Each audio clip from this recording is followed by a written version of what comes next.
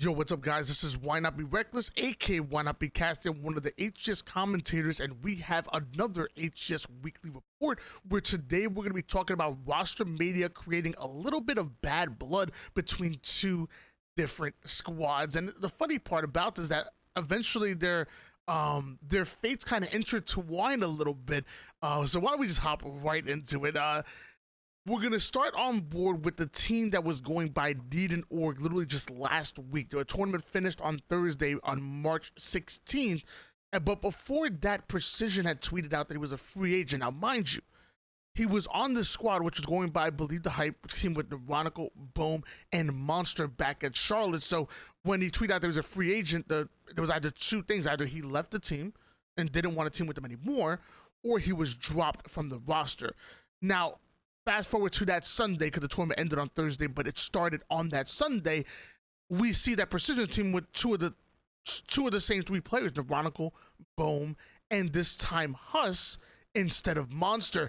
And that kind of led me to believe, like, I put on my little detective's hat right away, and I'm like, so if you left the team because you didn't want to team with the team, and then you come back a few days later, if that was the case, and you end up teaming with 2/3 of that same team, something tells me that there was an issue between Monster and Precision, but I didn't have any proof whatsoever. Now, fast forward, eventually, a lot of moving pieces here, sorry, just stay with me. Fast forward, we have Posey on one of the pre-shows, and he tells me that Precision and Monster were kind of jabbering at each other on Twitter a little bit, where Precision had literally said, you're half the player on LAN that you are online. Now, I don't know if that was this specific tweet right here, because the tweet was deleted, but Monster did respond regardless, saying, you're taking that to heart, LOL.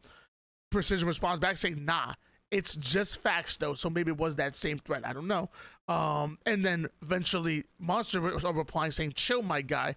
You have no idea how to play Halo, though, LMAO. So, obviously referring to Precision coming from Gears of War as opposed to, starting off his career with Halo, which, by the way, became a fantastic Halo player, but clearly a little bit of bad blood between Precision and Monster.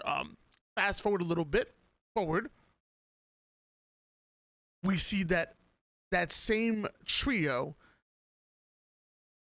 end up picking up Swish as their fourth, leaving Boom behind. Now, I wasn't surprised by this because not too long before that, we saw Swish tweet out that he was a free agent, I guess, and I quote tweet. I said, hey, I did not expect this, and then he responds saying, me neither. I just woke up from a nap, which to me is crazy. Like, my man was in the middle of napping, wakes up, and finds out that he's dropped from the roster. And mind you, it was on March 16th. So we're literally talking about the same day that tournament ended.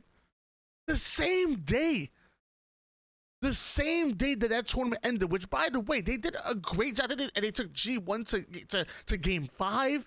I forgot who exactly knocked them out during that tournament. I apologize, but still, the squad did good, and we had high expectations for that team meta roster with Swish on it, but it looks like they wanted to go a little bit of a different direction.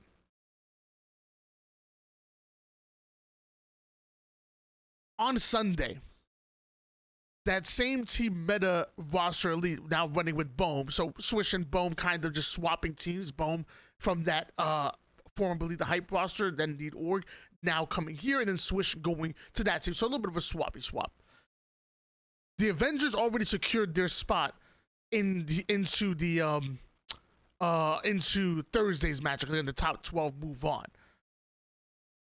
Team Meta, Swish's former team, already moved forward, is in the chat while watching this team go up against Going Rogue.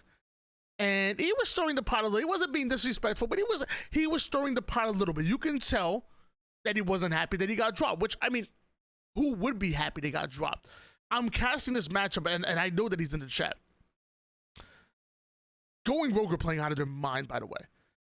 Going Rogue were playing like the team we knew them to be going into Charlotte. Going rogue, we're playing absolutely lights out. Now, Parzelli and Tony were hitting snipe after snipe. Arctic was making plays, just putting damage onto multiple different players, just playing great Halo. And Envor, playing his life, getting the slays when necessary.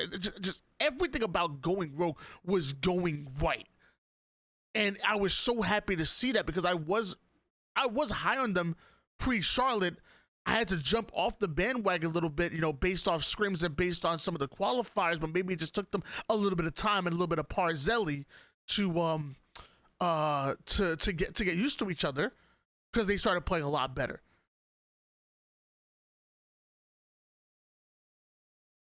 I know Swish is in the chat, and while I'm casting a match, because he's already stirring the pot a little bit, so I'm like, he gonna stir the pot, I'm gonna stir the pot. So while he's I know he's in the chat. In the middle of the cast, it's 2-1 in favor of going rogue, which eventually we're going into map number 4. Eventually we find that's the final map of the series, but obviously we didn't know then. And I say somewhere out there, Swish is sitting in his going rogue jersey, rooting for Team Meta to fail. That's what I said.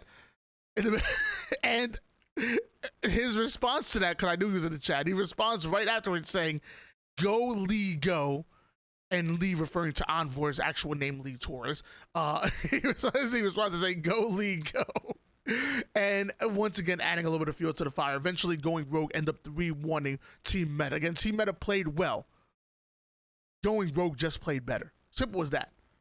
It's simple as that. Going rogue, we're on one on Sunday, and hopefully that carries over onto Thursday's matchup, which if you're watching this on YouTube, it's probably gonna be tomorrow.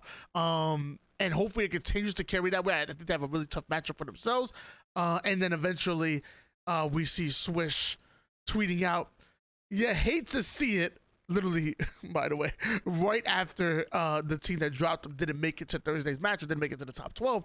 And I respond, again, I'm stirring the pot a little bit. I ain't gonna lie to you. I said, something tells me he didn't. Hate to see it, but what do I know? Yes, and the reason why I bring this up is because whenever you have a Rostermania and it has a little bit of a bad blood, even if these two teams reconcile, like let's say that Swish and Super Season, they're cool afterwards. Swish and more than eventually time heals all wounds. The issue with that is that wounds still leave scars. So even if they're cool, even if there's no more bad blood, if they match up again, which they're going to, it's going to be the back of Swish's mind, maybe the back of their mind, saying like, there's a little bit extra more to this series. There's a little bit more that they're fighting for, because Swish wants to prove that he shouldn't have been dropped. Team Meta going to want to prove that they made the right decision. So in a situation where Team Meta are going to be a great team and going to be contending for top 12, top 8, and for a very long time, and it seems like no matter what team Swish goes on, they'll be in the same breath. They're going to match up again, and it's going to be really exciting to watch.